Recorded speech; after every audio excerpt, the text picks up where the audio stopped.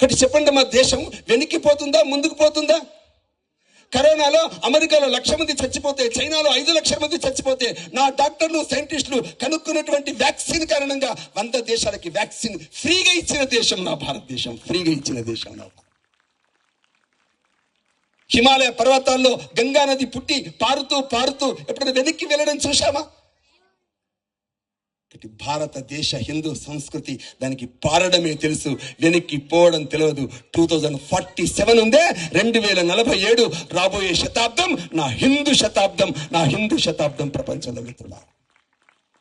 దానికోసమే ఆర్ఎస్ఎస్ పుట్టిందమ్మా. దానికోసమే చిన్న పిల్లవాడు 9th క్లాస్ అవుతాడు. 9th క్లాస్ చేతులు ఎత్తండి. 9th క్లాస్ వాళ్ళు ఎవరున్నారు? 9th క్లాస్ అబ్బాయి 9th క్లాస్ అబ్బాయి. ఏమ్మా, వాడు స్కూల్కి వెళ్ళగానే నోటీస్ పెట్టి మీద రాస్తుంది, వందే మాత్రం అనొద్దు. క్లాస్కి వెళ్ళాడు, అరే మనం నువ్వు వందే మాత్రం అనొద్దు అన్నారా అంటే ఏం చేస్తారా అంటే మనం టీసీ ఇచ్చి పంపిస్తారా? మరి అందామారా, ఎందుకనద్దురా? వందే అంటే నమస్కారం, ఆ మాత్రం అంటే తల్లి నమస్కారం వాడేవాడు అనేది. కాబట్టి ఏందవరా వందే అంటే మాత్రం ఉందా? అరండి వందే వందే వందే